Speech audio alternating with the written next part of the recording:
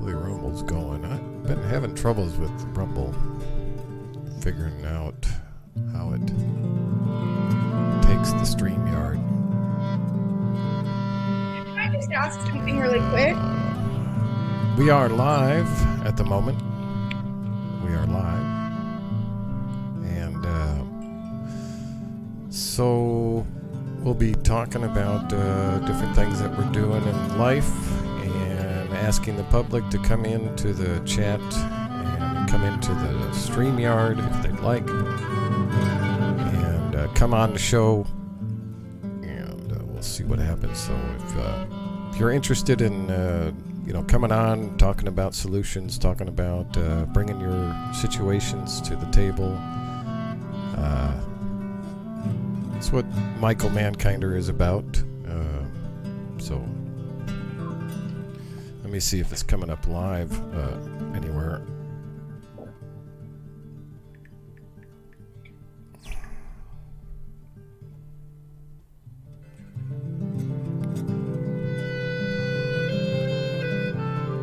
So it is coming up live, all right. Here on InfoWind, looks like we're having very low engagement at the onset. Now we show 2, and so tonight is about the people that are coming on the show or coming into the stream are welcome to come on the show. We'll send you the link. The link is actually in the description. It should be. But message one of us to get the link.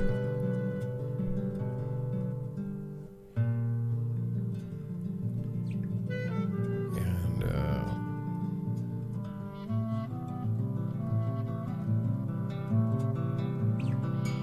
get this out to a couple groups real quick.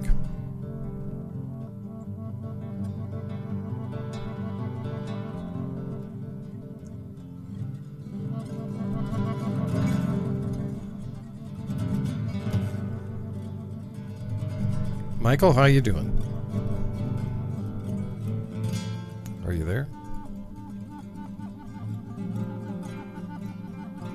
Sheena, how are you doing? I'm good. I'm here. Can you hear me? Yeah, I can hear you. I like the music in the background. Looks good. Sounds good. Is it beautiful? Yeah, it's a guy named Tom Shinnes out of Nashville.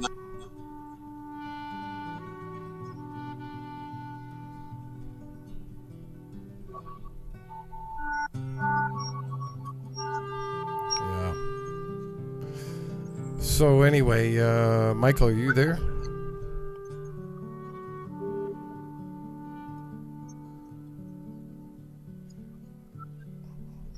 Again, tonight is about, I don't know, I'm getting some kind of weird feedback. But tonight is about just getting people on the stream, so hopefully that'll happen. If not, we'll cut it short and have a good time otherwise. And Orit has entered, so that's good. It looks as though my mic was muted, Joe. I think it was. Did you stop the music? Let me see here. It loops.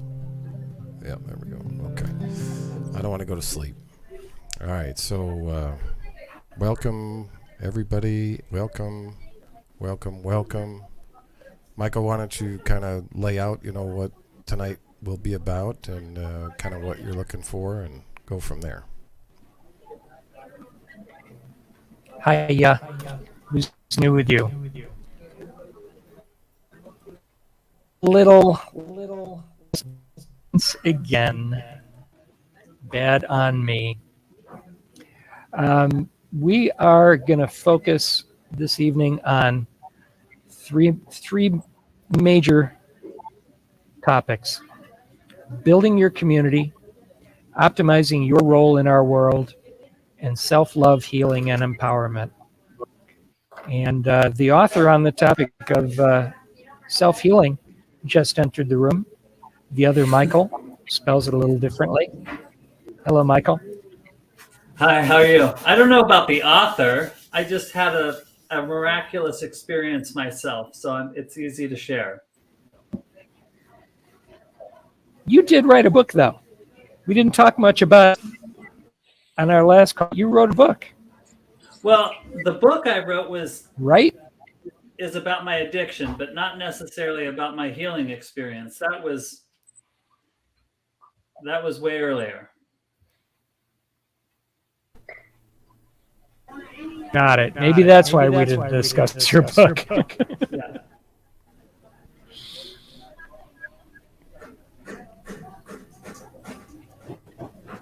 Well, welcome all.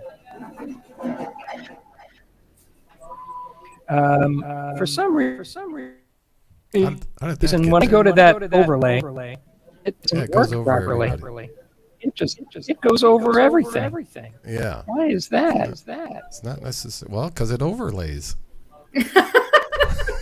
What do you think? We used to have a background. I'll get that going. I'll take care of that. Background in the last couple of weeks. Yeah. Right. And here I was trying to get more professional, and I'm still making a mess. Well, Hiya, Karen. Welcome aboard. I'm having trouble with my camera, so you're not alone. It won't work with my iPad. I barely emailed out today. Completely scrambled on schedule. My bad. No, that's fine. Yeah. I can't see Stop anything. using that. My And bad if is you want to so go small. horizontal, you can match our formattings, Karen. Okay. There we go. Oh, well, now Awesome. my phone can't set it up. Horizontal. Horizontal's where it's at. Look at everybody. Everybody's horizontal. But I can't. I'm not going to sit here and hold my phone. That's not going to work. Now you got to hire a phone holder. Make yourself comfortable. Did you say hi to The Julie? kitty will do it.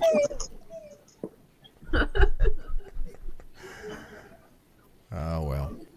See what you think can she do. wants The my cat, I know the cookie. cat will want to go knock it down. That's for sure. Oh, yeah. Yeah. I was using the windowsill with my iPad, and I'm trying to get on with my iPad, and it's like, no, they won't let me do it.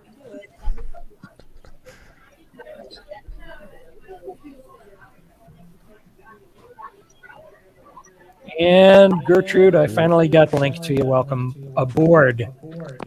Appropriately enough, Gertrude is the one that when we say welcome aboard, she's really aboard. She's aboard her boat today, aren't you?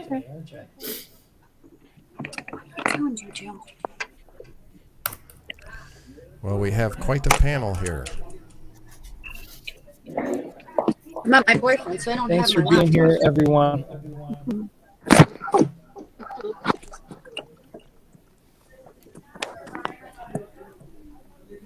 So one of the main things that I've been focusing on is building community. And here we've got more people in our online community than we usually do.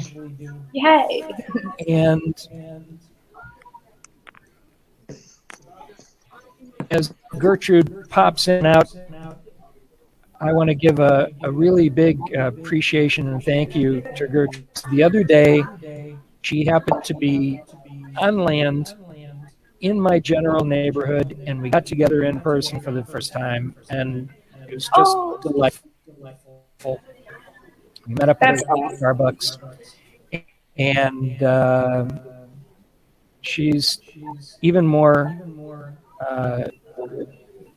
impressive and wise and charismatic in person, if you can believe that, than you can even imagine from her online presence. So thank you, Gertrude, for that. I don't know if you heard all the praise I was just throwing your way, but thanks for coming out my way the other day.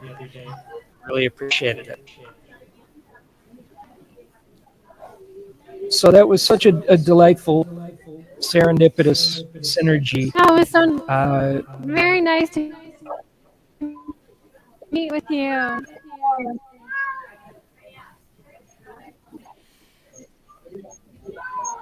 And to me, it was anybody that has an noise. indicator I that have some issues as usual. I haven't traction as upgraded far my as phone power. yet. If you have noise in the background, just mute while others are Yeah. talking. That's Can all. you mute? Sorry, that's me. That's all. Thank you. As usual, we're all having audio issues. Yep. So as we're connecting with more people online and also connecting with more people in person, I feel that we've got some great indicators of forward motion. And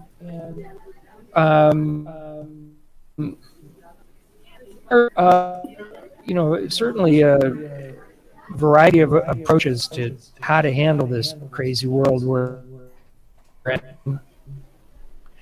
And we honor all approaches that are nurturing of mankind in this realm, and some approaches are to future developments that are certainly in the works in terms of positive direction that mankind is making.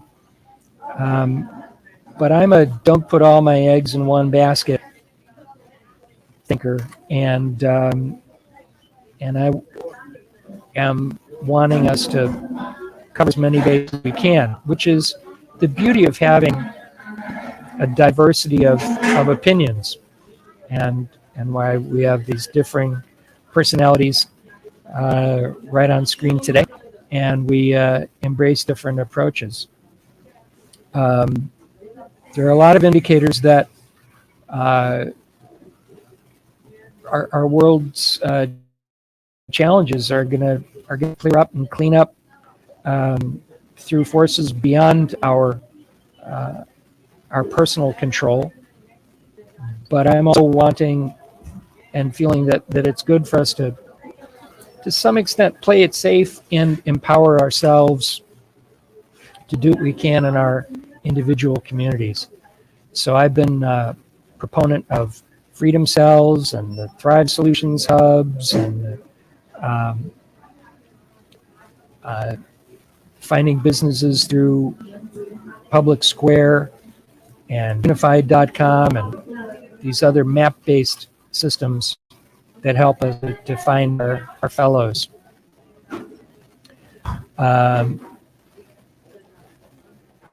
And by the way, Orit, if you want to type into comments instead of private chat, then I can put your lovely comments up on the screen so others can see it in the permanent recording and the public webcast. Orit's typing in our private chat some things. For some reason, and if you have to take a break, for yeah, for some, yeah. If you're on a laptop, the corner where it says comments. Yeah, I'm there, but Comments I don't should work. see a space where I can put comments.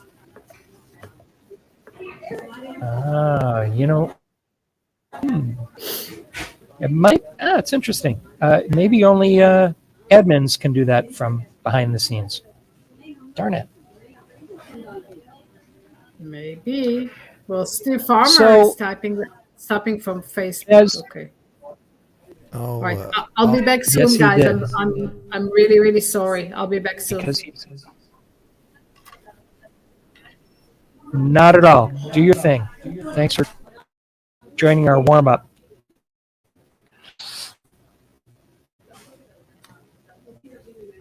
So, as we refine what we're doing with this webcasting, what we're presenting, the point of our having a Sunday support group that's now become the Monday support group, which I'm jokingly calling the healthy MSG. So I don't know about you, but MSG makes my head dizzy.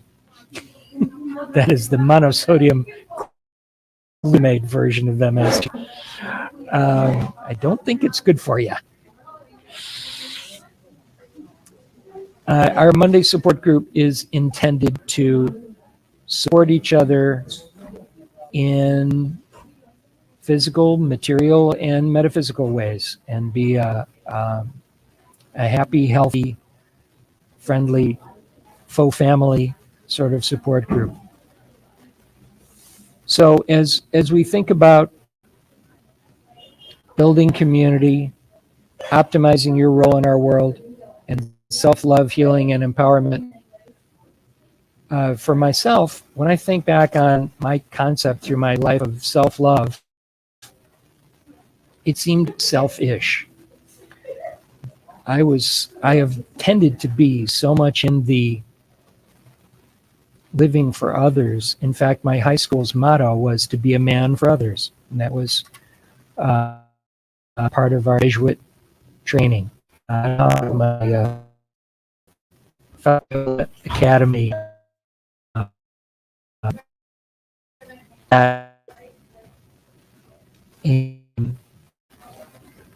and really, but I've always endeavored to, and maybe too much. Karen, I did email you, so check your email. It should be there. Let me know if it's. So, coming back around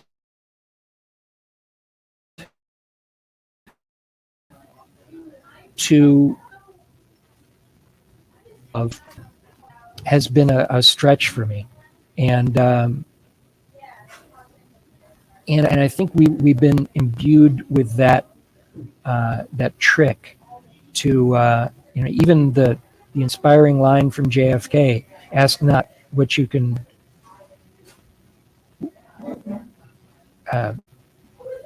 What was the line? Now I'm tripping over it. But ask what you can do for your country.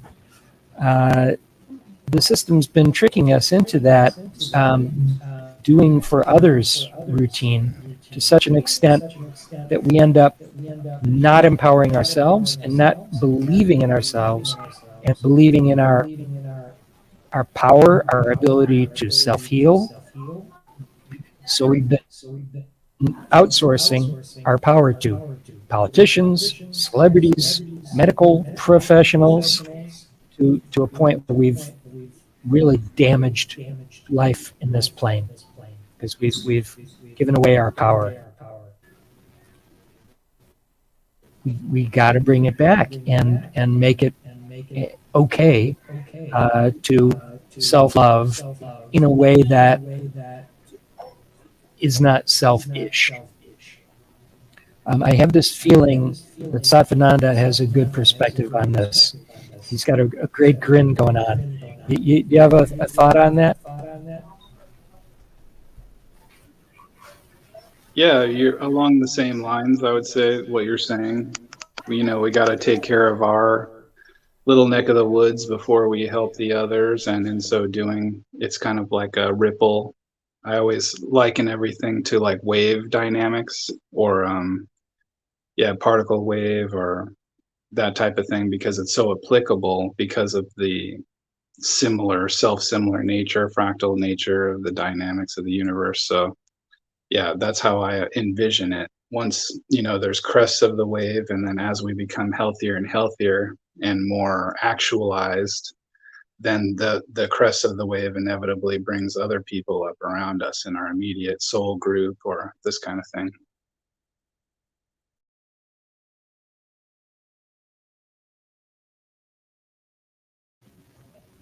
Right on. How about Gertrude, our AKA Gigi? Do you have a thought on this topic?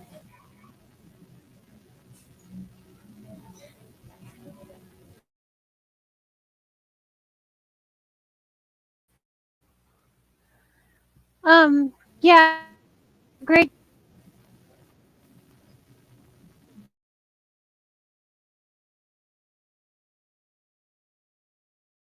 And I feel like we can definitely handle it. It's just, it's really a matter of, I think, coming together as a community. I think that's going to empower us so much.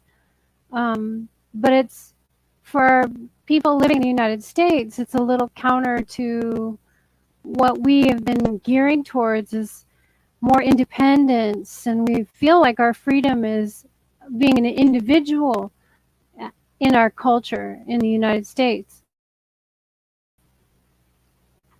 We can look to other countries that are more group oriented and see how empowered they are because of that. And, you know, just like with everything, there's a balance. But I think we've gone a little too far as giving up our rights.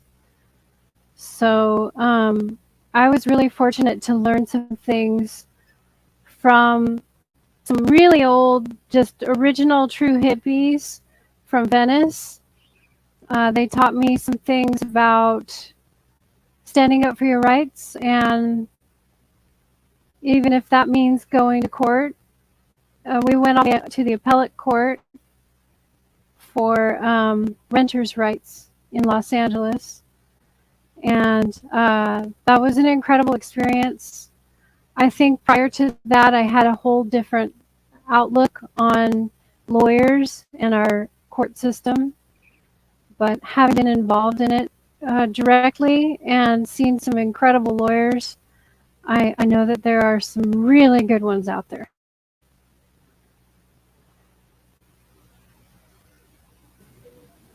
It's always a rare surprise to hear that there are some good lawyers, since we know, unfortunately, that the system itself is so corrupt.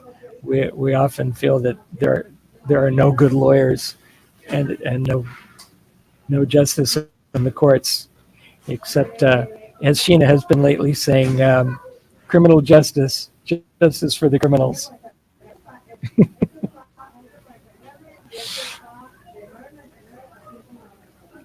Yeah, I Mikael. had been.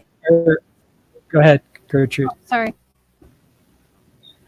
Well, I mean, I had that perspective until it was right in my face, and I was in and amongst the workings of our court system, which it has its own specific labyrinth, and some people are just really good at navigating that labyrinth. So lucky for the group of people that I was working with, and that was a really incredible time. It was quite stressful and difficult, but at the same time, it was the time when I realized and was a part of a community that was thriving with music and art and dancing and getting together, cooking food for each other, and also we were on the same page as far as what our purpose was, and it was quite a good experience. And that's all. I don't need to say any more.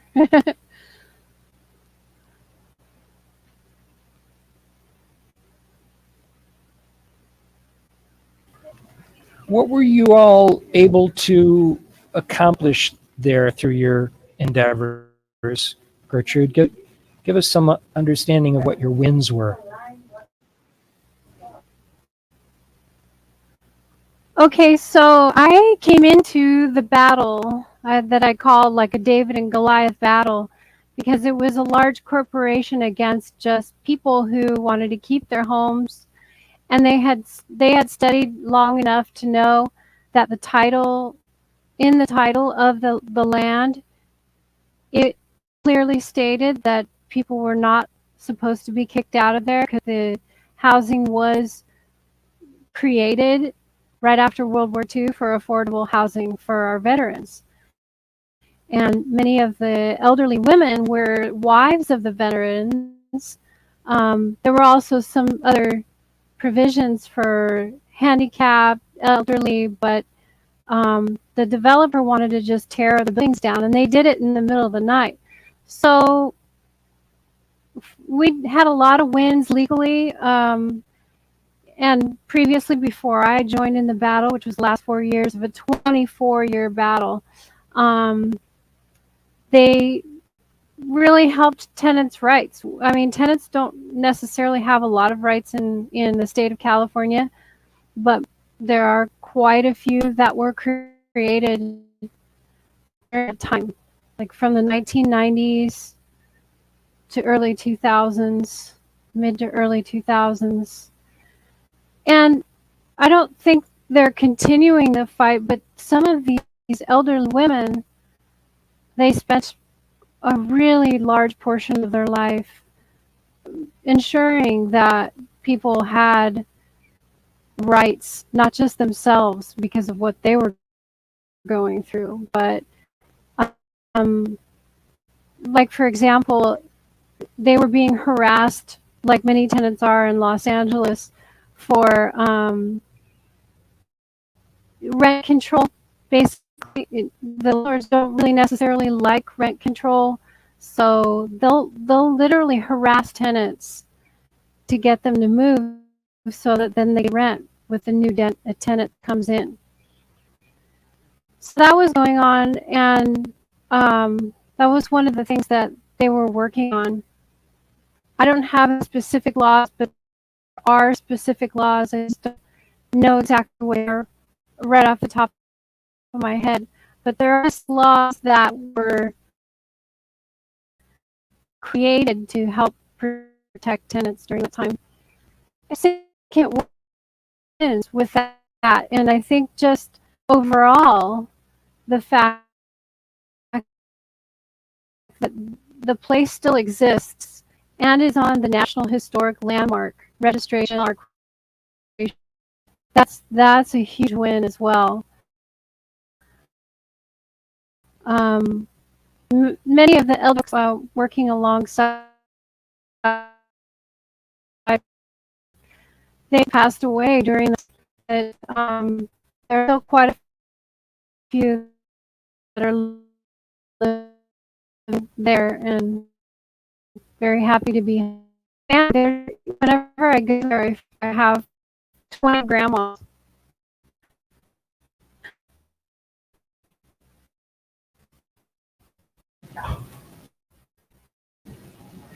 That's great. Thank you. Thanks for what you did and for sharing that with us. Did you guys all hear that? I hope that's right. Most of it. We're getting a bit of breakup.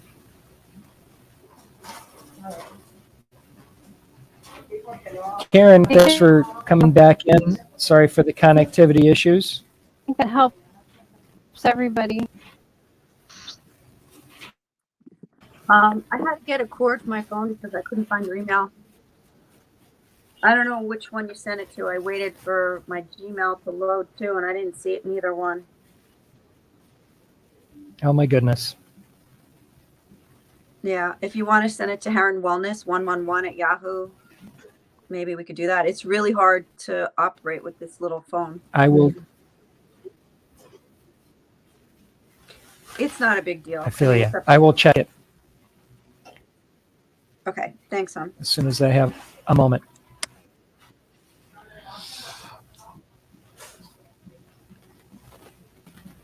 So, Mikhail, bring us through a little bit of your thoughts on self-love, healing, and empowerment, and how that can work for us to help mankind get ready for building this new earth. Well, I think it's all kind of the same thing. I think a lot of it has to do with our own perception as well. Like for me, when I was going through all my injuries and my pain and surgeries and stuff like that, I felt as if there was something wrong with me. When I looked back, all I could see was everything that I thought was wrong, whether it was physically, emotionally, spiritually, you know, it was all kind of the same thing. My perception was that I was broken. Through my healing experience, I shifted my perspective on how I viewed the past. Like one moment I looked back and I saw all the things I wanted to change. The next moment, I didn't want to change anything because it all made sense. But in that transition was when healing was instant for me. So moving forward, I still think that just like I think you made the comment or somebody made the comment about attorneys, oh, well, I've never met a good attorney. When really there's probably plenty of good attorneys. Our perception is that there aren't any good attorneys. But I think that there's good in everything. And the more we start to focus on what's good in things, the more good we'll find. And the more we focus on the good, the more good that starts to present itself.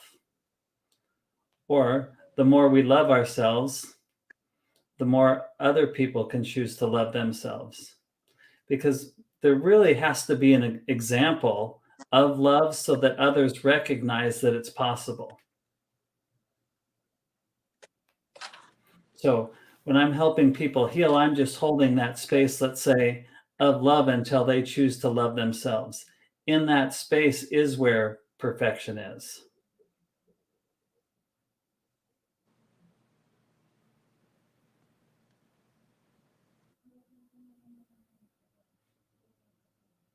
So right now, in the world, we could choose to focus on everything that's broken,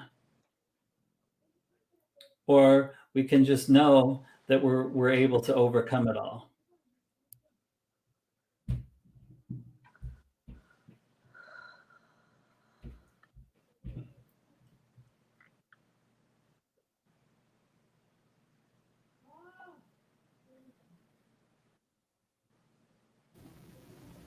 And we almost have Orit back. It seems that your device is not connected at the moment, dear. I don't know. Can you But hear me? perhaps you're hearing us. Wow. Yes, Steph. You have the floor, my friend.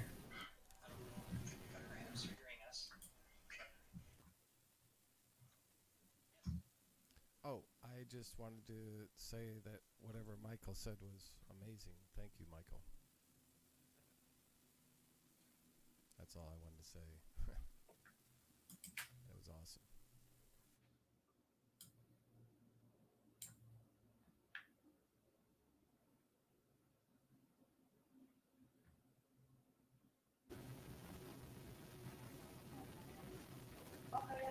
Well, our connectivity is still being a little weird. Do we who would like to share something about this process of getting good with the balance between self and service? Yeah, I have something to share along the lines of what Mikhail was Any saying. thoughts up? I heard recently that Please. the restoring nature, am I coming in okay? Good. The restoring nature of our health and wellness comes originally from the inner person, from the inner spirit.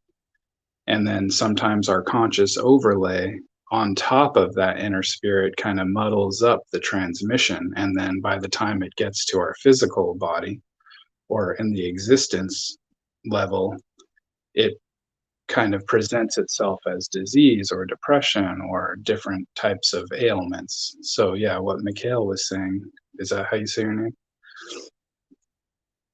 It's Michael. Michael, okay. Yeah, you're all right. You're all right, though. I've been called worse. Thank you.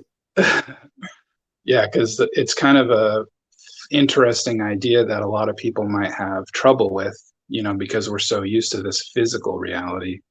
But especially for my research available at salvanata.org, the science definitely does explain to us that the restoring or the rejuvenation of our physical body starts in the inner energetic body, in the electrical body, or the connections of biophotons, or the intercellular communications that are electrical and magnetic in nature. And then it kind of extends to our outer body. So then, yeah, I've heard a lot of these experiences where people have these miraculous experiences where one day it was bad, the next day it was good, and they don't know necessarily why. And I'm not sure what exactly takes place in the person or inside the person, but it definitely does seem to be a concrete dynamic in which, before the event it was this way, and after the event it's now this way. And as hard as that might be to believe, knowing that it's possible, like Michael has been saying, yeah, is definitely something that I use in my life. Yeah. I think it takes a 100% shift in who we think we are. Right? From being broken to being whole and complete. I think there was I read something somewhere, like in 1986 there was a woman that had multiple personalities. She only had cancer in one personality. As soon as her personality shifted, they could MRI her and she no longer had it. But again, what it took is a 100% shift in their perception of who they were.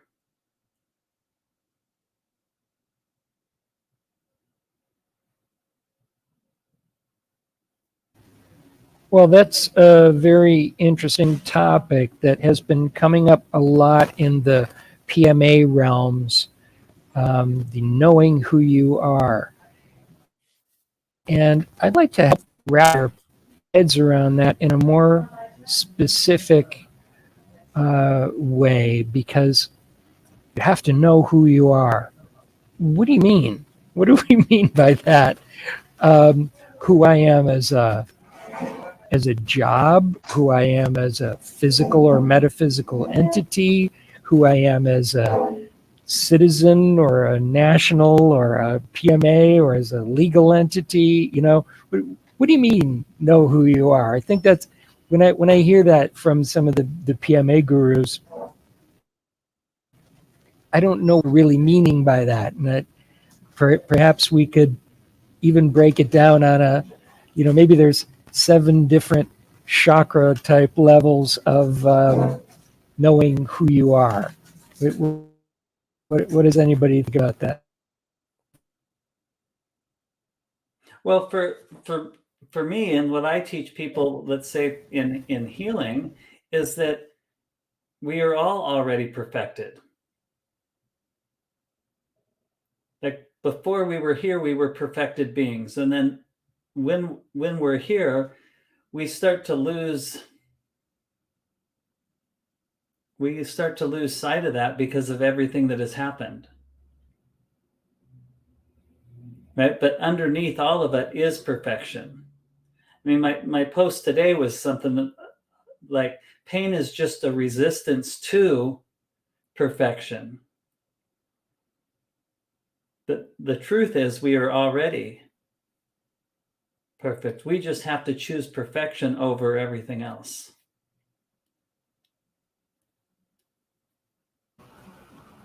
Yeah, I imagine that we are perfect is a hard thing for most folks to wrap their heads around too, while they're dealing with levels of challenge in their lives that certainly feel like anything but perfect. So, well, yeah, it's really tough to grasp. If imperfections has often felt good for me. Yeah. Well, I think we've been led to believe that we're all broken, that there's things wrong with us, that perfection isn't possible here. Absolutely. Yeah, one of the things that I teach in my classes, thank you, Michael, is that once you start practicing things along these lines, it's kind of like a muscle. You'll see more synchronicities or more benefits or new opportunities or new friends, replacing the old ones, like a new reality kind of replacing the old reality based on our perceptions, like Michael is saying, and the kind of the liberation of our thought forms or our thought processes away from kind of the more constrained aspects like we often talk about on the TV, red versus blue, good versus evil, that kind of thing.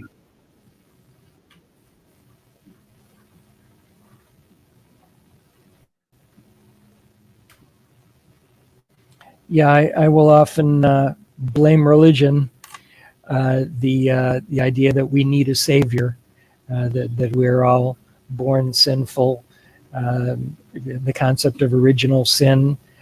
Where does that come from? Anybody want to track down the concept of original sin and pros and cons of ourselves as inherently sinful and needing of a savior?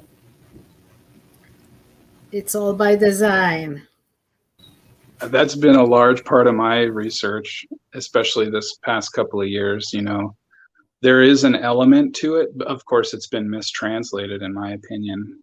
But what I think they're referring to in the modern vein, they're more referring to the delicate nature of the power of our consciousness. And so what they call original sin is not like how it's presented, at least in my view.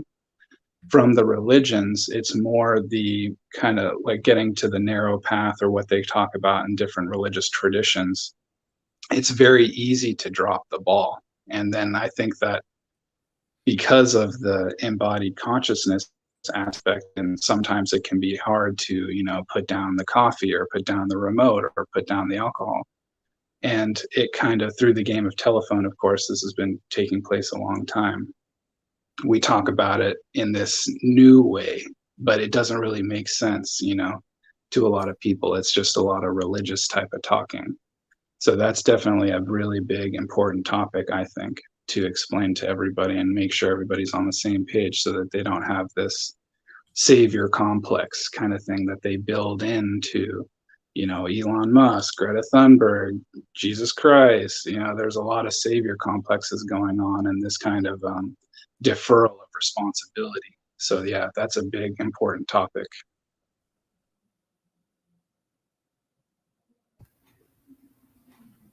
Can you hear me now? Yay. I was driving and yeah, too much. So as far as the original sin and the Bible and everything goes, from what I'm gleaning from many people who have done the deep research, the Bible has been rewritten again and again and again. And every time it was tweaked a little more and a little more and a little more. And what we have now does not even resemble in ideas and philosophy the original Bible. And they implanted all those ideas in the Bible, the original sin and all of that, and our need to have a hero and a savior and all of that. That is not the original Bible, and not the original philosophy upon which this earth was created. So I think we're going to discover a lot of things in the near future, in the next few years, that will align with what you guys have been saying. I was able to hear a little bit of what you were saying. Yep. And just yeah, jumping I would love that. And if we can do that, go. I would love that. And if we can do that without offending who I call hardcore Christians, because they've been so wonderfully proactive as freedom people, if we can gracefully integrate more truth and perspective and universal collaboration for mankind, I would personally love that. Yeah. I mean, I know for me personally, I've had 7 right knee surgeries, 2 left knee surgeries, 2 broken ankles, a torn quad, 2 torn hamstrings. I had my back surgery. Then I found out I had torn labrums and bilateral impingements in both hips. All of that stuff I thought was a result of who I had been or what I had done, right? Whether it was sports or energy or physical or mental, or like I was in this place where I didn't think I had a choice anymore, right? So I put all my pain in a rock. I let go of the rock and threw it into the river. But the moment I let go of the rock was the moment that I realized that the rock didn't take the pain. The rock just allowed me to let go of the pain that I'd been holding on to, thinking I didn't have a choice. Right? But the moment I let it go was the moment that I realized that it was up to me to let it go. And that I could do it here and now and not have to wait till some other time to be perfected. That in that moment, perfection was possible. And then moving forward, then I had to do things that were in more alignment with being perfect. Right? So I say sometimes that in that moment, I had a change of heart. The change of heart was the moment before I saw myself as a certain way, and the next moment I saw myself differently. But then I had to start being different. So let's say if I was a jerk before, which put me in a position to injure myself, then moving forward, I had to then choose not to be a jerk anymore. But what it did was gave me that space to be different. Like the moment before, I was taking everybody's pain and my pain, thinking that that was the only thing that I could do to have purpose. The next moment, I found my purpose again. My purpose was to help people through my example, not through taking everybody's stuff. And really, that's all healing is. Healing is just a second chance to be more of who you really are. And we have opportunities to do it every moment in time.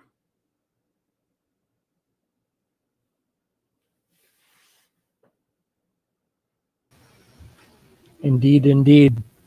We have a new first time caller, Nicholas Landholt, on the line. Nicholas, feel free to say hey and ask a question if you wish. You can unmute your mic.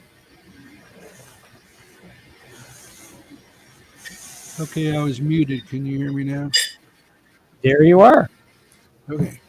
I was chatting in the chat room, the private chat. I was just saying I was fine being backstage, but if you wanted to add me, that's fine too. My camera does not, my monitor doesn't have a camera. I'm still on Windows 7, so whenever I get enough money, maybe I'll I see that. get updated computer-wise. But no, I was just the No original worries. sin. I made a comment that it's a doctrine of the Catholic Church, and basically it just says, when Adam sinned, that was the original sin, and that is passed down to everybody who is conceived, and baptism takes away that original sin. And the only human being that, again, Catholic Church, and I am a Catholic. I'm also one of those hardline or hardcore Christians that was mentioned. So that's why I really don't get into religious debates, because I'm a constitutionalist Christian, and I'm just trying to get back to where where America is, and particularly Texas, is abiding by the supreme law of the land, the U.S. Constitution and the Texas Constitution. But the only person from dogma of the Catholic Church that was conceived without original sin was the Mother of God, the Mother of Jesus Christ, Mary. And so I guess that's all I have to say about that. Yeah, that's very interesting. I always love to hear the rendition from the religious type of people, because clearly to me, that's talking about different levels of our consciousness, where the Mary component is it kind of has a lot of different names in Hinduism, but it's like the whole from which our consciousness comes through. So yeah, it's very interesting to hear all of that stuff, because it's very similar to the other religious teachings. And then we can see, at least when I do my research, I can see very clearly that a lot of the ways that the Western religions talk about these things they don't necessarily know that it's from these older traditions, I guess because of the game of telephone. But yeah, that's a very, very interesting note that was given. So thank you. Sure. Well, was it Orit? I wasn't looking. I was off doing something else on another window. Was it Orit that mentioned the Bible and the changing of the Bible over the centuries? Okay, I see you're nodding your head. And that's so true. I mean, the Catholic Church back in the 4th century put together the canons of the Bible. St. Jerome, who was fluent in Aramaic and Hebrew and Greek and all those languages, he translated the scriptures at the time, and the church was the one that put the canons together into 72 books of the Bible. Well, over time, other non-Catholics threw out about, I guess, 7 books, because I think the Protestant Bible is 66. So that's 5, 5 or 6 books. And the translations changed. And, if you want to, I mean, I put the reason to say that happened is because of Satan. I mean, you've got good, which is God and Trinity, Father, Son, and Holy Ghost. And you've got the angel of light that was created, but he didn't want to serve God, so he was cast out of heaven. Saint Michael, the archangel, cast out Satan or Lucifer at the time. I guess Satan. I forget the translations of Satan and Lucifer, although Lucifer means light, but he was the highest angel. And why he was cast out, I mean, the conjecture, or at least my conjecture, and what I've heard before, is that God revealed to all the angels, after he created them, his plan that he was going to create man was going to sin, and then he was going to have to send his son, the second person of the Trinity, to take flesh and become crucified in order to reopen the gates of heaven. And Satan said, well, no, I'm non-serviam. I will not serve a man, an incarnate man, even if he's God. And so he cast him out, and whoever supported Lucifer. So you've got this battle between good and evil. And so the people who are not going to submit themselves to the authority of the Catholic Church, and I will just quickly add that what you see out of the Vatican and Rome today is not the Catholic Church, and we can discuss that another time.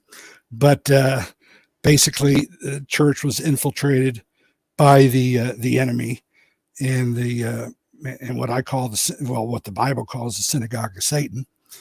And eventually, over 5 centuries, took it over.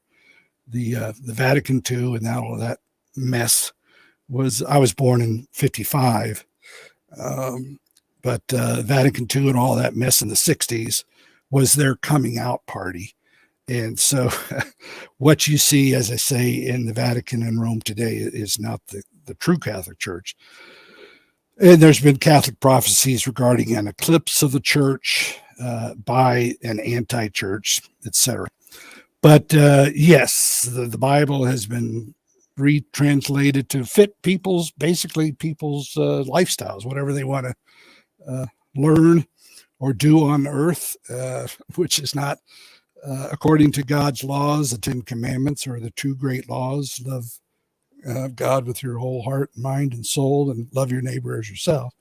If you don't want to live that way, then you make up, if you want to call yourself a Christian, you make up a scripture or change a verse to say whatever it is you want it to say. So, basically we have billions of people on earth who are their own church. They decide how they want to live. And I'm just, as a Catholic Christian, I'm just trying to get back to the Constitution, to where we can have, if we want, but for Texas, I just like Texas to be constitutional, and I'm a secessionist. So I ran for Congress in 2016. I tried to run for other offices, but I could not find a campaign manager. I can go into detail. Actually, Joseph and I talked about doing a show one time about, what I'm trying to do, but I'm just trying to get to the Constitution to where we can have a Christian state, and then Christians can file into that state, and all the people who don't want to be Christians can go. I mean, there's plenty of land around. There's no need to fight. I'm big on the non-aggression principle. It's basically in line with the just war principle that the Catholic Church talks about, St. Augustine and St. Thomas Aquinas. And there's just no reason to fight. So I'm not a pacifist by no means. The Crusades had to have the Crusades for that particular time, and the Battle of Lepanto and Austria, and we got communism to deal with, and so there is a time to fight, but it should be a just war. And if we could just have a peaceful, what I call, state militias. I mean, the Second Amendment is about, I'm kind of all over the map here, but the Second Amendment talks about a well-regulated militia being necessary to a free state. So if you want a free state, you need to have that militia. Well, the bad guys in Congress, under the influence of the enemy, basically suppressed all the state militias in 1903, which was 10 years before the Federal Reserve Act, because the powers that be knew that in order to control the currency, the issuance of currency, again, another duty that Congress abdicated, they knew they had to take the well-regulated militia out of the hands of we the people. And so they did that in 1903. 10 years later, they take control of the currency. Income tax kind of becomes law, but I mean, it didn't change anything. I stopped paying income taxes in 1997 when I determined that I was not liable, and most Americans are not liable. You got to be pretty much a federal employee or a federal contractor or something in order to pay federal income taxes. So, I've got somewhat of a target on my back, but, I just want to get back to Nicholas, you've been endeavoring to do the right thing, and you've covered a lot of topics. Sure. Constitutional and currency topics we're certainly going to be covering in depth in some of our conversations henceforth. Bringing it back around to the topic of just who we are and our nature and our sinful or pure nature. I want to bring it back to Gertrude, if I may. Let me just end, because when I got Joseph's message on the story, it looked like it was going to be an open mic kind of thing. So fine. That's fine. No problem. Appreciate the absolutely. All good. All good, brother. Yeah, no problem. Thank you for joining, Nicholas. Just hang tight. You can still talk. Just hang tight and listen. We got to let some other people talk. But you might, we might come back to you. So I mean, and then just hang in there. And then yes, definitely, if you got something to add, always add it. I mean, that's what this group's for anyway. So definitely, that's cool. Definitely keep with us. And yeah, go ahead, Michael. We want to cover everything, and unfortunately, in order for everything, we have to do it one at a time. Gertrude, go for it. I hear you coming. I'm just doing things in the background here, so trying to keep this thing rolling. All right, so Orit, is it Orit's turn? No, Gertrude. Gertrude. Well, she has a hard time coming in audio-wise. Got to get that fixed. I think we need to be quiet and let her try. Okay. Okay. So I'm going to go ahead and green light. So we had and original sin, the circling back to what Mike. Try taking the mic farther away from you, from your mouth. Let's try that. Back to what no. Yeah. Unfortunately, it's not The working. challenge is her signal thunderbolt. I mean, I was raised Catholic.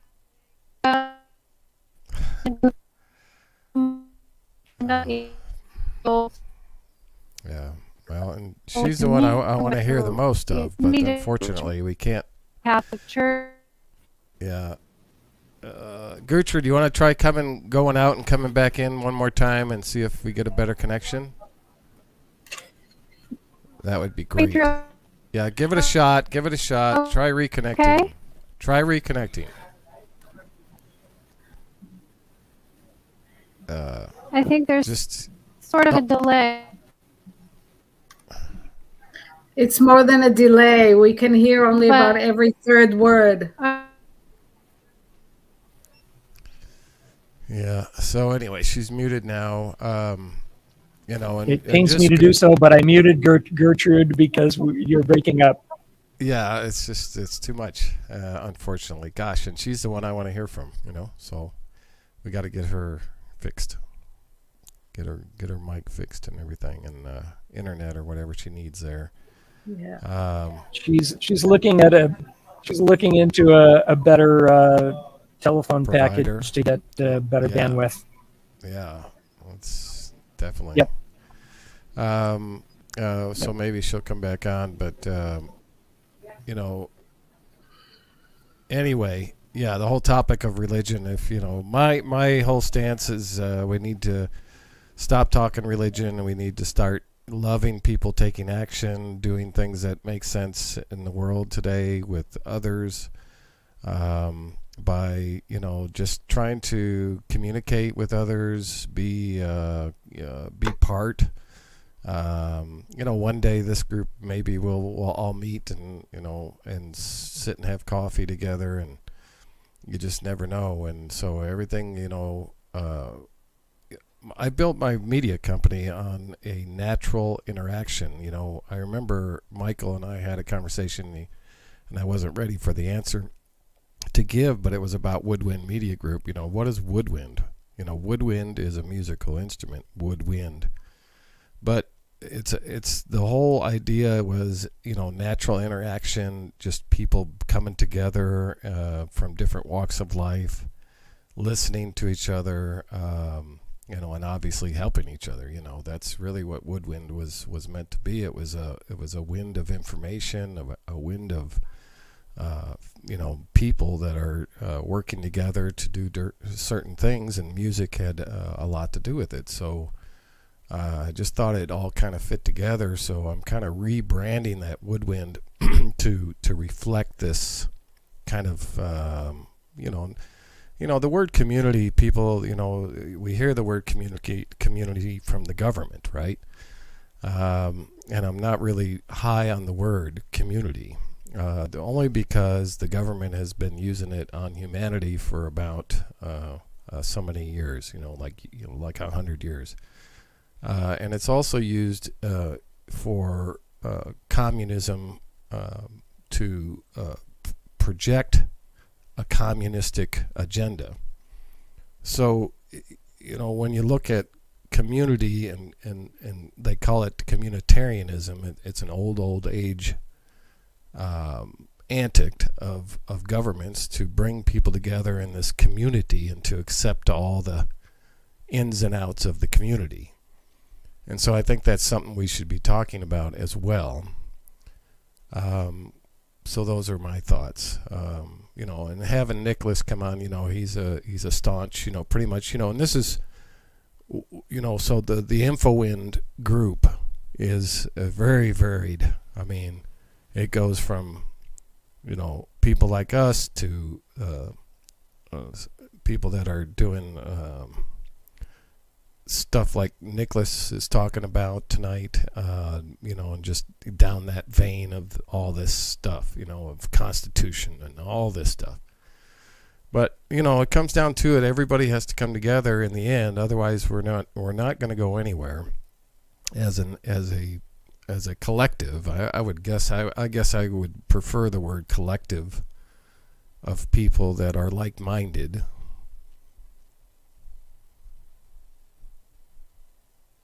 But that's just my thoughts. Yeah, if I can jump in just for a second before Gertrude tries again.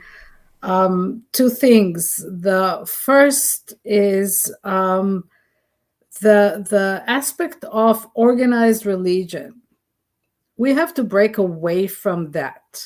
There are many of us, there are many religions, there are many spiritual paths, and we're all allowed to choose our own. Personally, for me, I don't fall for any dogma. No, I have a straight line to God through my own phone.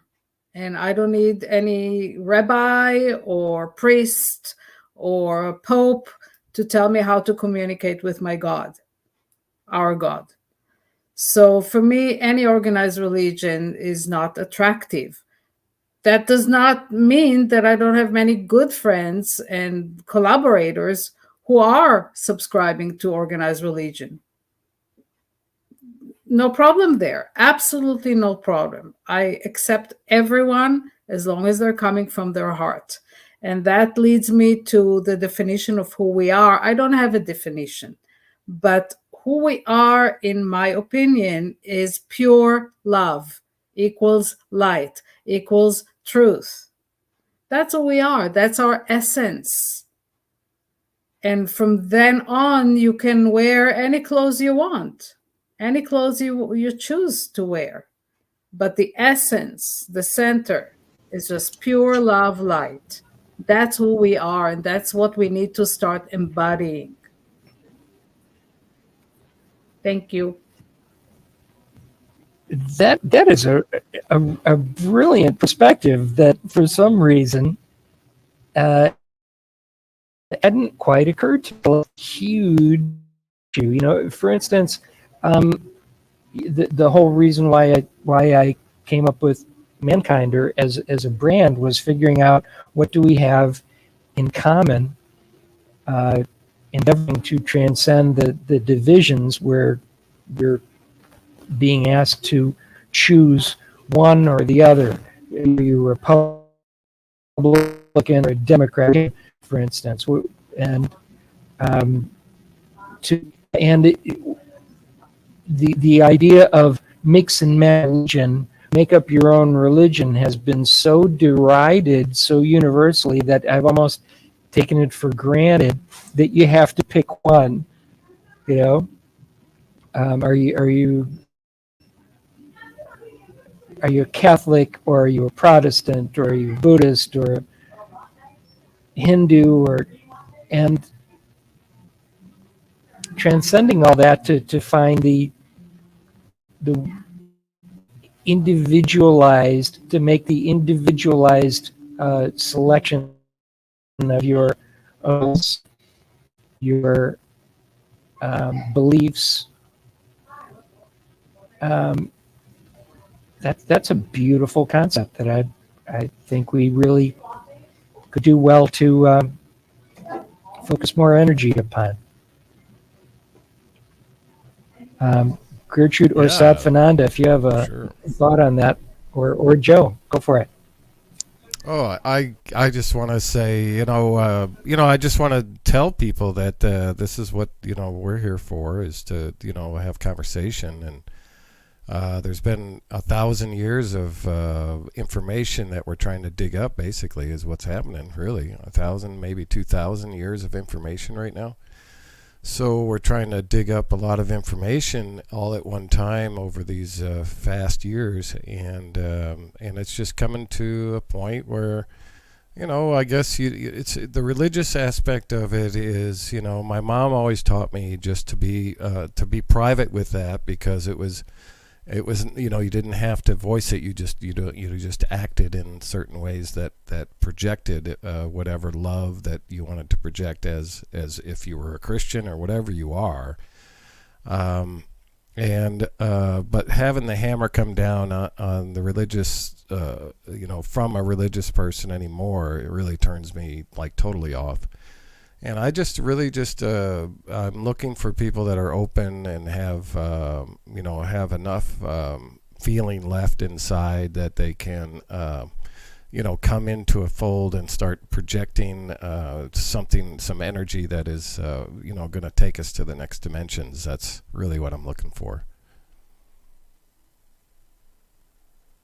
And it's been hard to find, let me tell you. And everybody's like, it's just difficult, and they're focused on so much. And yes, the religious factor right now is really strong because everybody's like feeling the heat of the New World Order, and they're going, oh, so they're all freaking out and thinking that the New World Order is just, coming to take our life away in 2 seconds, which, could happen, I suppose, but it's not something I want to focus in on. I'm going to take advantage of all the positive things that are going on, and take care of myself as much as I can. And I'm not even doing that very well lately, because resources are tough, out there for people. That's for sure. But anyway, I'm going through my own stuff, just trying to make money now, and I've gotten some projects lately, which is nice, on my photography, and so it's been nice, and getting a few little things going, and so I'm okay, happy. I'm happy as far as what I have. I'm thankful for. Let me tell you. So what I have to live in and where I am in my life, I'm thankful for. It's just not, everybody's stressed out, about certain things. There's a lot of stress out there. I know there is.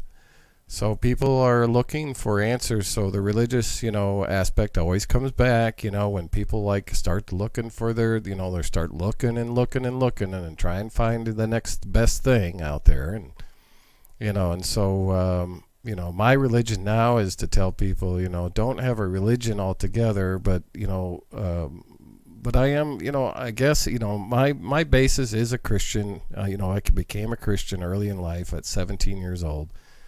And that's just the way it is. And I still study the Bible. I believe in a lot of I think there's a ton of information. I understand, Orit, you said it was rewritten 1,000 times. I got it. I've heard this, over and over. And, I've taught some Hebrew and some Greek, back in the day. And it was a really good exercise to get to know the languages and the different connotations in the language. And there's so much information, and to take the Bible out of public schools was the worst idea in the world. So this was ridiculous. I mean, this is a book that is one of the most ancient, wonderful books in the world, in my opinion. Whether it was rewritten or not.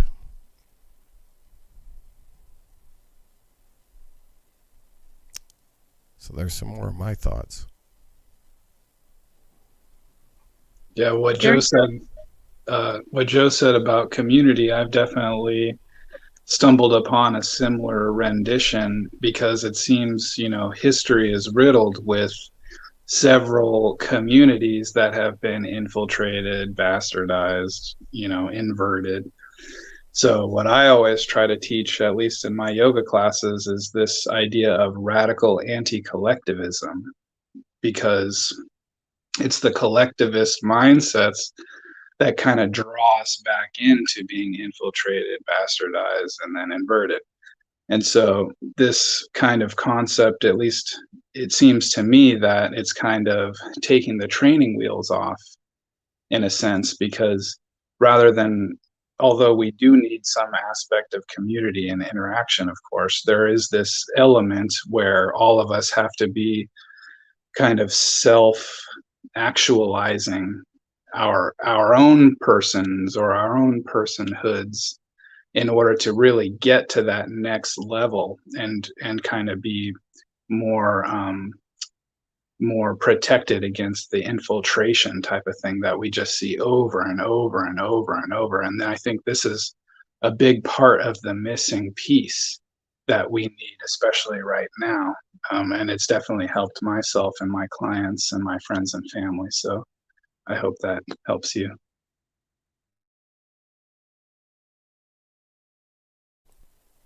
Yeah, that's great. And it's just a matter of coming up with some solutions in our own life. Like I say, I just want to inspire other people. You're inspiring other people. I miss my yoga. Gosh, I got to get back into that.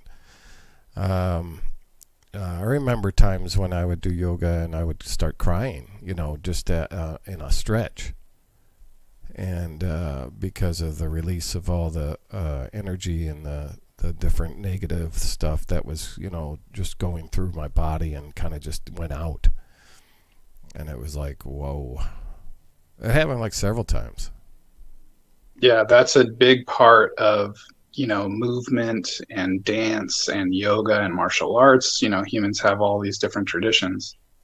And just like what the other Michael was saying earlier, the things that prevent us from restoring or rejuvenating are these kind of little things that do seem to be trapped in our physical body. And doing these movements in specific orders or what have you with different practitioners, quite often I have had a lot of clients that will just break down into tears, and you just kind of have to wait and let it happen. So that's a very positive sign or indicator. Mm-hmm. Yeah, it's that exercise, and the meditation that goes along with it is so good, and for people. May I bring a little humor in? Oh, yeah. One of my teachers said to us a long time ago, if you cannot handle tears and snot, you're in the wrong business. Tears and snot. Right. Well, at least they have the spray bottles that you can clean it up with, so that's good. The spray bottles and towels. What business was she referring to? I guess healing art. Okay. Anything to do with the healing art. I don't call Probably myself a healer. politics also. Mm-hmm. Okay. Yeah. So all the healing modalities. Well, we have Marco in the room. And can we try Gertrude again? We can give it a shot. Yeah, let's let Marco. So Gertrude, if you're listening, maybe gear up to try again. Hi, everybody. Congratulations, Michael, on your on putting this together. I am so glad that I'm finally joining you. You've done a lot of work on this, and I appreciate building a community because it's what we need, and it's the more that we do it, the better. I feel like I was. Thanks, buddy. Well, yep, I've been at it for enough years, and fortunately, if you bet something, eventually it either fail or improve. I don't know. I think you're going to be an overnight. You're going to be an overnight success because all your hard work's going to pay off. And I'm there to to be part of it.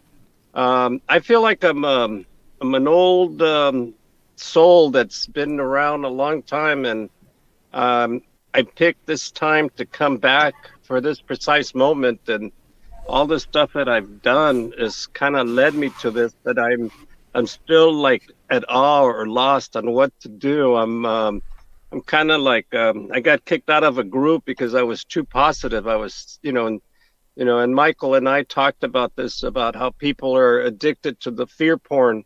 Oh, the COVID's going to get us. Oh no, the 5G is going to get us. Oh no. And the thing is that Michael and I are more like into solutions, and that's what I'm about. And basically I've been thinking and figuring out what I can do, and I'm still looking for the things, but every day a little part comes in on how to deal. Today I had a televisit with my doctor, and he wanted me to get a COVID test, and I said no, and basically I started telling him what I did, that I took hydroxychloroquine and zinc, and he pretty much had nothing to do with me. He basically ran away, and it was a 30-minute consult, and in 8 minutes he was gone.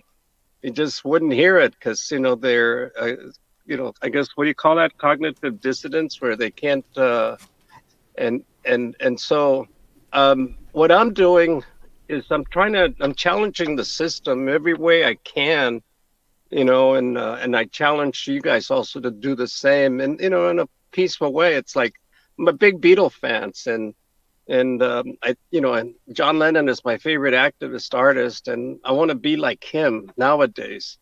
The war, is over. It's not a war rally. It's a peace rally. We got to change it to make it positive, because we're actually leaving the third dimension to go to the fifth dimension.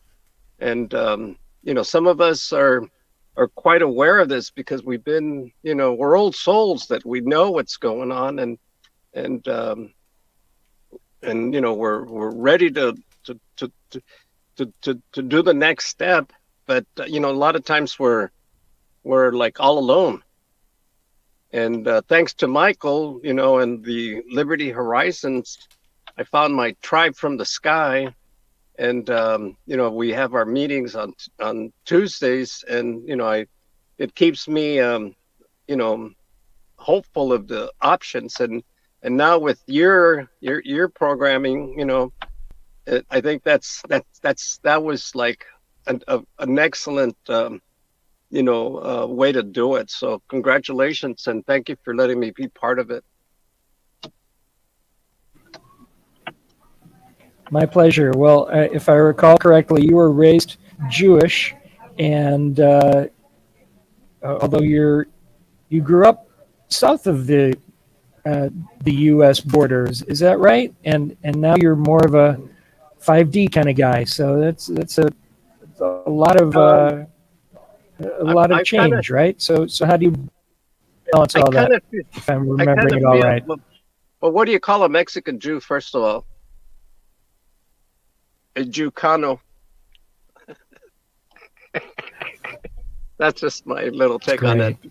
But actually, it's a crypto Jew, because crypto means you're hidden, because if the Spanish Inquisition knew about it, then they would go ahead and roast you at the stake, So we pretty much don't have like much Jewish in us, just that. Hey, we know certain things. Why does grandma go to Israel or stuff like that? And but the thing is that religion is very important. And right now the Khazarian Jews are the most evil people in the world. And fortunately, I'm Sephardic, so I'm not one of them. I'm not a fake Jew. And it's all about knowledge and information, and then being able to talk about it. And even if you talk about it, it's not enough. You need to go ahead and put it into practice and talk to people and do it again, because those neurodendrites. I hear a reverb.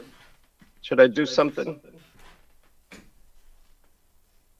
I hear a reverb on my phone. Okay, there it is.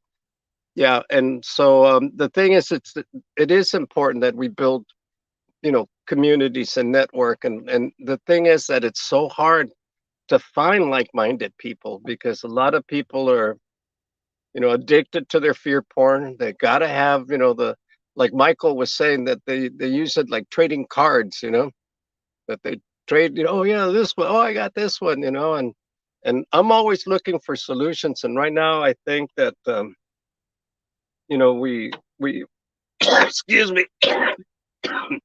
I think that first of all, we have to maintain our positive vibrations, and get rid of the fear porn. I kind of stopped looking at a lot of stuff, because I don't need to learn all the ways that they're going to kill us, a little bit. Okay, I know that, but we need to look for ways that we can, that we can survive this and thrive, and luckily, I didn't take the jab. I didn't even take a COVID test. And I figure we're the purebloods. We're the ones that are going to keep the humanity going. So we got to go ahead and take care of each other, and just keep doing what we're doing. And when we get a critical threshold, things will change. But we need to keep strong, and we need to keep finding members of the tribe, and taking care of each other. That's pretty much it. I don't want to, talk too much because I can't do that. So if anybody else wants to talk, that'd be good, Thanks. or has a question. Thanks, Marco.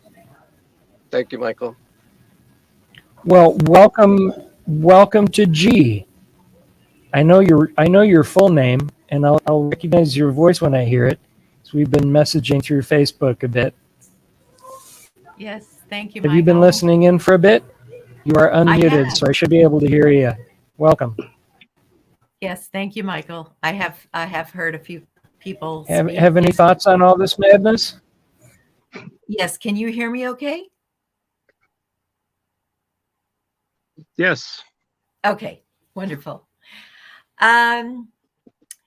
So I believe in solutions. I Yes. believe in community. Yes. And I believe that there are several ways of going about attracting like-minded people to form communities. I want to spend less time talking about all of this stuff that's going on out there that I choose not to be a part of, because the more energy we give to it, the less energy we have for our own aspirations and needs and desires to, go into community, to attract like-minded people, to do wonderful things together, to get on with life and live a higher version of, perhaps what the other options are. And I'm not into politics. I'm not into labeling myself with regard to politics. I'm not into labeling myself with regard to religion. I have a higher connection, and that is my connection that I hold very dear. And that is my inner truth. I don't need to exert that upon anyone else. So but I've always been kind of like ahead of my time, a future thinker. So these are kind of things that have just strengthened over time. I mean, I had these ideas and thoughts, when I was younger, even in late teens. I grew up in New York. I'm now a San Diegan, a Californian since 1986. I've always known that I was going to be moving to California and that it was really more home for me than New York was. But I have the experience of growing up in New York, so I brought that with me. I love California.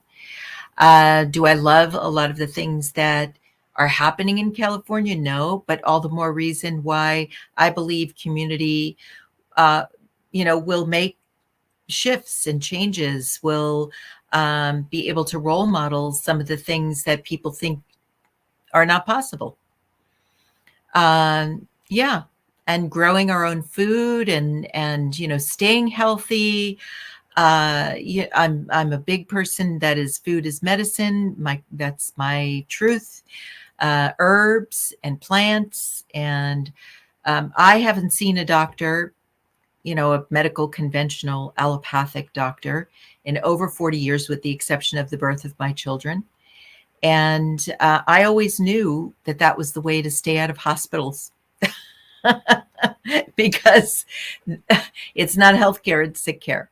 And I want to stay healthy.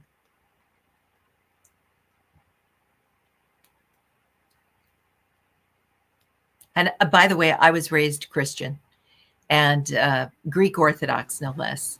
And so, they don't fool around. They don't mess around. So I had some pretty strict upbringing in terms of that. But it was in that church that I heard my direct connection with God. And from that point on, I was told very straightforwardly that I had a direct connection, and that as anyone could, and that we are children of God, and that if I needed any answers to questions, that I ought to just ask the question and not necessarily come to a temple. It's a 24/7 connection. So don't get caught up in the whole religious deal. And that was it. Thank you. Fantastic. Thank you. Well, Thank you. welcome aboard. You're welcome. Thank you. So spoke my words. Thank you. Sure. Orit is in the San Fernando Valley area where I spent 2003 through March of 2021. And but we haven't met in person yet. And so we're getting closer. Marco's also in the San Diego area, and we have met and collaborated down in this area. You're a little bit in the east area of San Diego, so you're a little further away from where I'm at currently, G. But we may need to meet up soon as Gertrude and who goes by GG. So we've got 2 or 3 G's in the room all at once. And Gertrude, just yell hi if you can ever get your microphone up, and we'll test out your connection. She's on her boat. It's probably docked at Catalina right now, I think. She travels about a little bit on a particular circuit between LA and the San Diego area. So we met up several days ago. So what we've been talking about is this, and I didn't put it on screen, which would have been nice, but it is on the descriptions of our various webcasts. So it's on Facebook and elsewhere that allowed it. A threefold approach, and I may keep at this for a while. Now they're in this order, but they go 1, 2, 3. But then the 3 is essential for the 2, which leads us to the 1. So number 1 to me is building our community. Number 2, optimizing your role in our world. And number 3, self-love, healing, and empowerment. So start by helping people with our skills, our networking, conversations, etc., to help people's self-love, healing, and empowerment. And that leads to our ability to help folks optimize their role in our world. And as each of us knows and has a strong role in our world, then the building community becomes really functional. Now, if that makes sense to anybody, great. But let me riff through that and just one more step slower. If each person has true self-love, and it's taken me decades to get around to this, as I was saying earlier, healed and empowered, now I know who I am, and I can be of service by fully presenting with confidence and efficacy my skills, my resources. So that's optimizing my role in our world, which, if we really get out of the concept of the rugged individualism that I poke fun at, I'm a solo artist, I'm powerful, all I need is myself. If we come out of that a little bit, empower the self, but then put it in a context of a community, then we're optimizing our role, our self-loved, healed, and empowered role. Then that gets optimized into the role that plays out into our world. Then once everybody got that, they know who they are, they know what they have to offer, and they'll also know what they're missing, because the reality check is we are more interdependent and stronger through interdependence than I believe we are independent. So I started with a little trickle of content around 4th of July to rebirth independence. And what we really meant by that, but didn't have time or the right team to explain and share out, is to rebirth independence.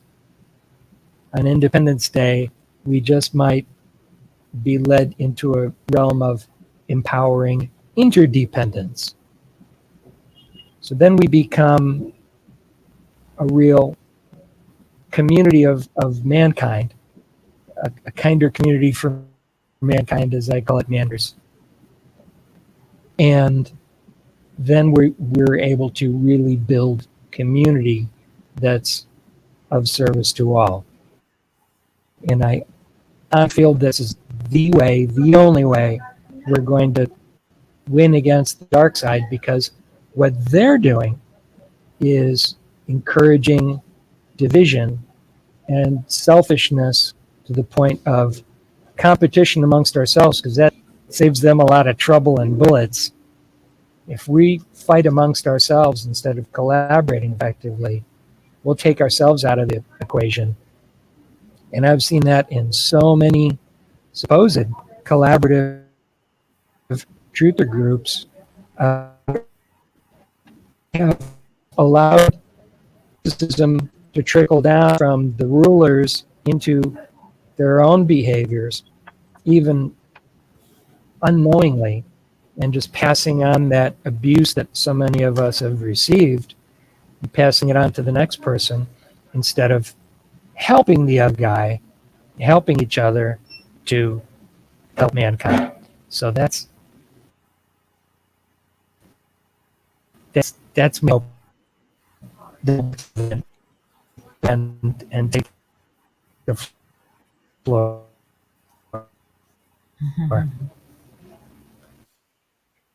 You just got chopped off at the end right there. But I wanted to ponder 2 points, weave it into what you just said.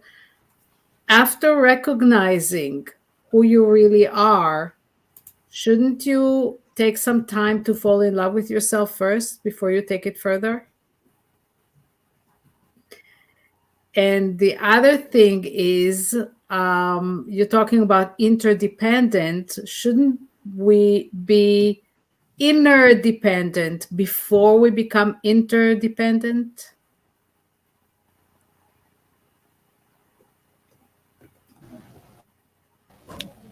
Perhaps, but are you saying, what do you mean by interdependent? Depend on ourselves. Depend on ourselves. Find our own power. Step into we know our power, hopefully, once we realize who we really are and fall in love with ourselves, then we can fully step into our own power and bring that into the collective community, whatever we're building. Coming from a place of power and not, I need to depend on other people in the community to achieve anything. That's disempowering to me. But when you find your own power, step fully into it, and you bring that to the collective, to the community, then you empower each other. Does that make sense? I think I know what Michael's talking about. I liken it to kind of the intercellular communications that are occurring in our body from moment to moment. You know, the cells themselves are not saying, "Hey, well, you have you heard about this? You know, you should do this. I just read this the other day." They're more performing this grand symphony in which these exchanges are taking place, and you know, a bit of magic, I would say, is taking place, kind of without standard communication as we would know it. So that's what Michael makes me think of, at least.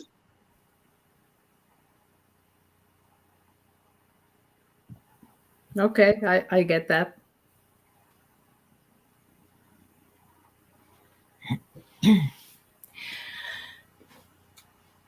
Michael, I followed along with what you said, and it all sounds very sensible.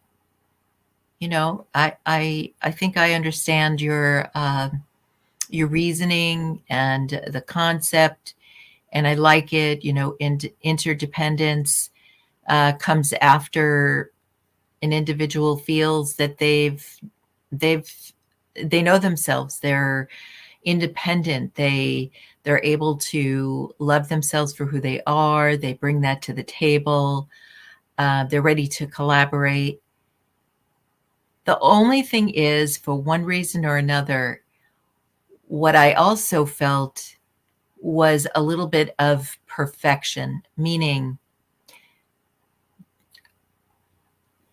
I think that a lot of us who gather together, I believe that we've done the work and we are wanting to step into a higher version of life, whether we want to call it the 5D or the 4D or whatever. I don't get caught up in those things. I'm more speaking of vibrational frequency, energetics, and I would hate to put guardrails, like how much longer are we going to wait? You know, it's like, is this a way of saying we're not perfect yet? So maybe we should not start a community until we pass that state of perfection. I'm hoping that's not really what you're saying, but I couldn't help but wonder if there was a little bit of that.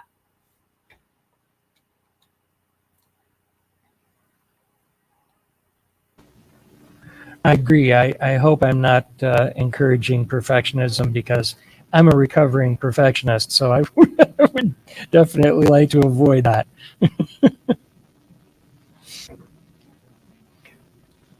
So as I'm stating first, the self-love, healing, and empowerment, agreeing with Orit that falling in love with ourselves would be a good thing to transcend to actually transcend perfectionism and the excessive self-flagellation that I feel too many of us have been encouraged in by various structures, from public schooling to organized religion. If we just get strong enough to feel good about ourselves, to then move forward to optimize our role in our world. And when I say optimizing our role in our world, you know, often folks will get caught up in thinking they need to learn something else. And if we're really endeavoring to be interdependent rather than excessively independent, then we should be able to feel comfortable feeling and knowing that my community's got my back. That was so natural for me and my family, because I had a particularly family that I overconfident and too relaxed, and didn't self-promote as much as I could have, and so I fell into this self-deprecation pattern because it was so comfortable in my loving family. But the balance between independence and interdependence, I think, is what we could endeavor to help our fellow truthers or freedom people or whatever we want to call this. Yes, to learn from each other and to support each other. Possibly going so far as my old favorite phrase, which sounds a little communistic, from each according to their means, to each according to their needs. But that's needs, not desires. We could get caught up too much in that you don't have to do anything, you'll be taken care of. Well, yeah, if you're also caring for others, so contributing to the best of your ability on your good days. When you've got a bad day, like you would take care of your brother, you help your brother to get up and get on his feet. And I think the corporate welfare system that we've experienced doesn't encourage personal strength and transcendence and self-empowerment. Okay, I've babbled enough. Who's next?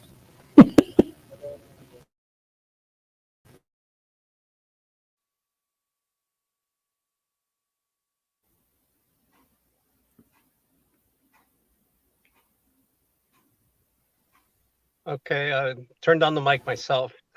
I think Been when I was younger, I wasn't I went to private schools, and there was actually there were Catholic schools, and when I was in college, I would make fun of the Christian girls that were always like, oh, bringing up religion. I thought, that's, like somebody said, it's like, yeah, we believe it, but we don't go out and, and say it. Now I have an app in my phone that 3 times a day it comes up. And when it comes up, no matter if I have to make an emergencies call, I'll do my prayer first, because I have to give time to God first.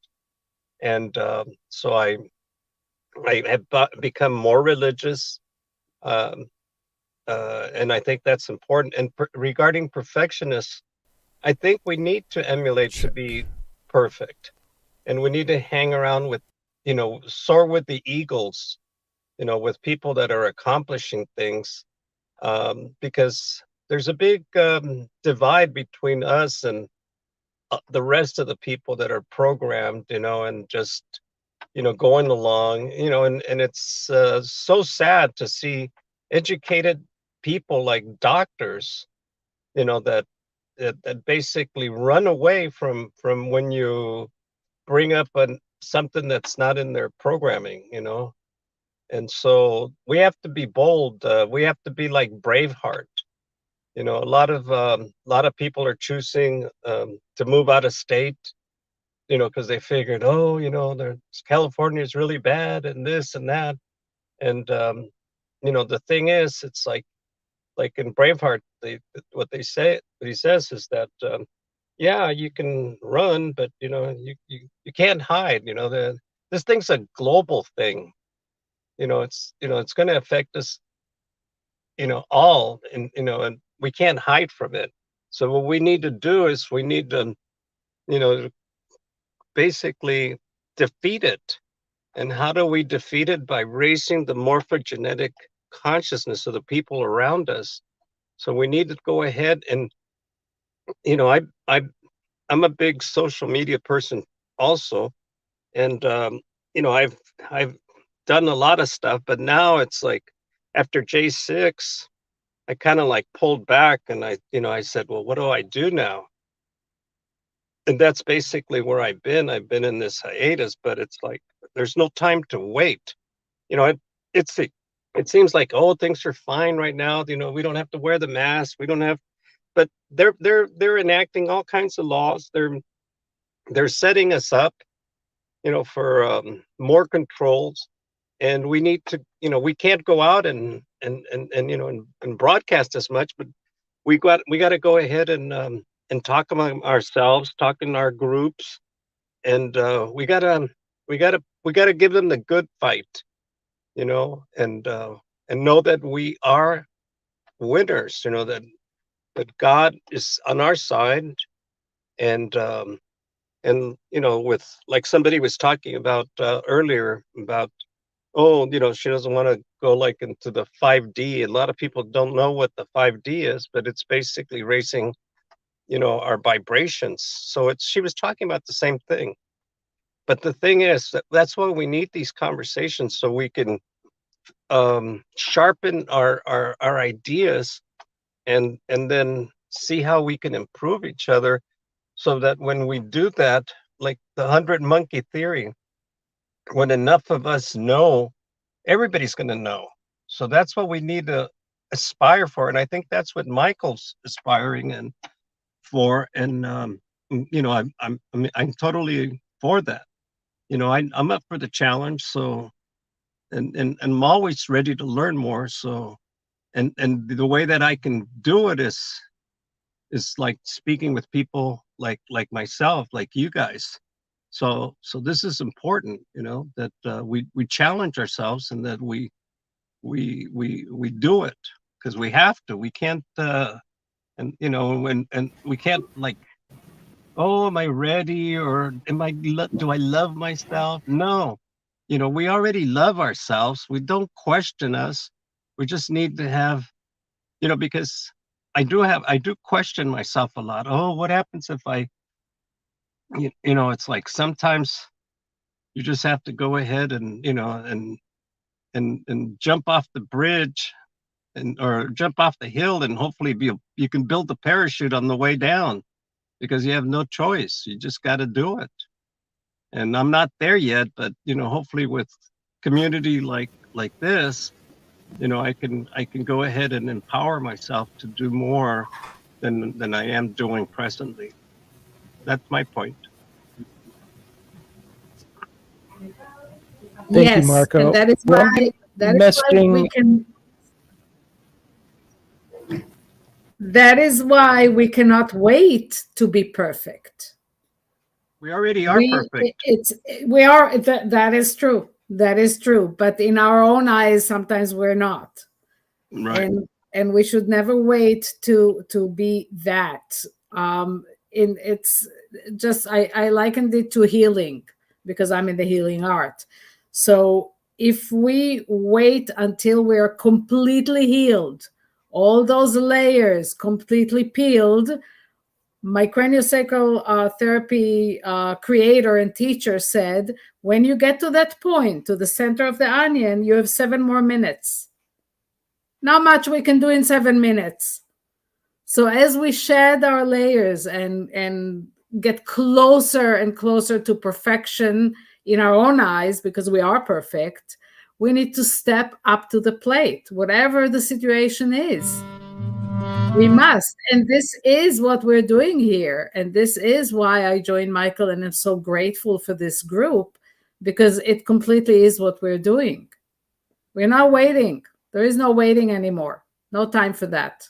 Although time is a whole another conversation, because it doesn't really exist. But yeah, we need to act and not wait to be saved. And yes, there are people who are working, I believe, to help us. But, you know, the old saying, God doesn't help those who don't help themselves, right? You need to reach up to God if you want to be helped. So that's what we're doing here. And I'm so grateful. And thank you, Marco. I used to have a girlfriend that used to say, Thank you know, you. your Well, positive thinking, you know, sucks, you know, it doesn't work. And I said, well, you got to think positive, or, you know, you don't get the desired outcome. But I was struggling with it. And then, you know, I found out about the morphogenetic. I mean, I found out about the heart having more energy, and we are all energy. And it's like a mother in an earthquake, you know, her son is in a cage, in a crib, you know, and something fell on top of the crib, and you know, and the baby's in there, and she doesn't think, oh, is it you know, is it too heavy for me to pick up, or should I wait till my husband gets here?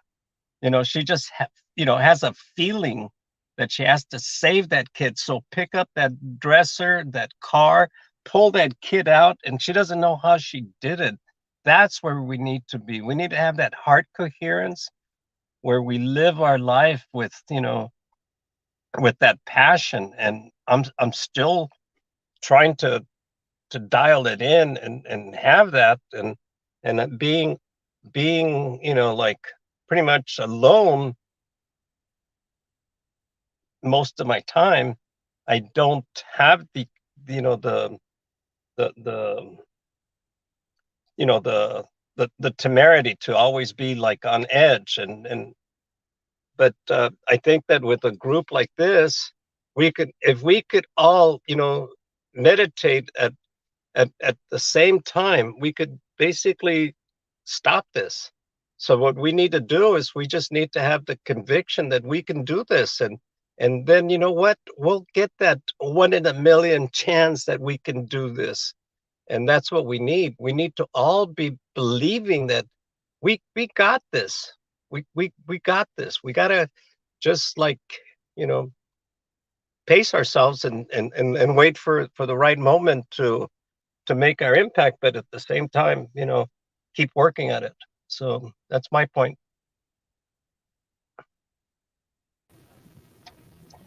thanks, Marco. Well, we're going to wrap up pretty shortly, but I'm going to leave you all with some enthusiastic future planning seeds for contemplation. Going back to square one, starting with the self-love, healing, and empowerment. You know yourself, then you can, or we can help you to optimize your role in our world, and then we can build community. So what I'm going to be messaging everyone about is, who are you? What do you have that you want to share, that you want to promote, that you want to, as I call it, offers? What do you want to offer? And then what are your needs? So if we know your offers and needs, and we build a big enough community, then those offers and needs will balance out within the community. And there doesn't even need to be any middleman. So we can build kind of a Craigslist or whatever you want to call it, of our own, to share our offers and receive what we need. As we then refine the message of what we're doing here with our Monday support group, you can tell me what you want to offer to help the Monday support group be a useful resource for others to join. And then that will be a network that can support your needs. So get in touch with me about that. If I don't get in touch with you about that.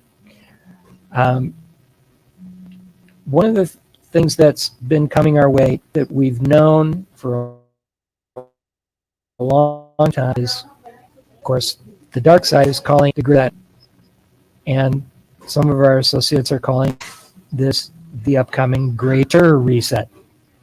So what is our greater reset, and how is finance being reset? We've heard about your straw man being traded, being a value that the dark side is using to profit from, and that we can individually tap into that. Well, some of our team has been really focusing on that and been finding some amazing resources that we're still testing. We haven't proven them yet, but this can be a really great resource. And one thing that's come my way is, for instance, we're still I don't have absolute proof on this yet, but for instance, if I do work for someone like anyone in this group, if I assist you with, let's say, graphic design, branding, video production, media production of whatever sort, that you might not need to be the one to pay me, but there are systems that we're starting to tap into where you can validate that I did that work for you, and that invoice can go out to this particular system that we're looking at, and that can get me paid. So by doing work for the community, we can actually be recompensed in a system that does lead to actual dollars. So we're still looking at that. So hang in there with us. Mondays and Thursdays. So this Thursday we're going to be talking about some of that in more specific, because Thursday is when we go in and focus on the matrix exit strategies, ranging from these financial PMAs, 2As, unincorporated associations, filing as a U.S. national, all those sorts of specific paperwork and other sorts of methodologies. For instance, ManKinder has since June of 2021 been a 508c1a church ministry. I don't call myself a minister per se, but I am certainly ministering to mankind, and that's been my calling for eons. It's just been gradually taking a long time in my own perfectionistic slow way of coming into focus and becoming more effective. So that's all coming along. Any thoughts from you?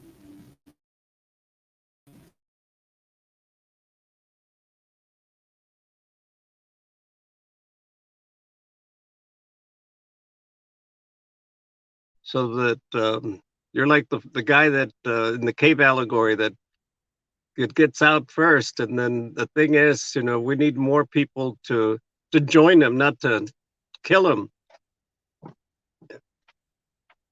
I'm talking about Plato's cave allegory. So keep up the good work, Michael. I'm proud of you.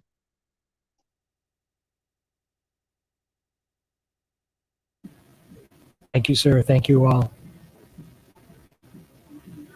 Thank you, Michael. Thank you. All right, so we'll hope to see you all Thursday, 5 p.m. Pacific, 8 p.m.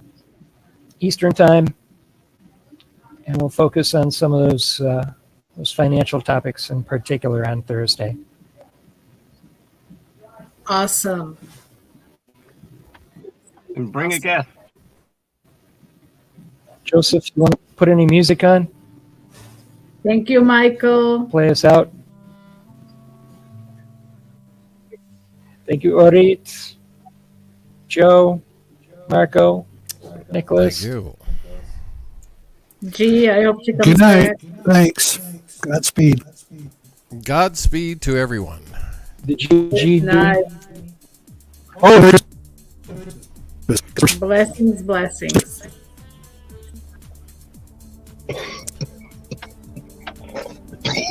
Whoa, we got a cougher.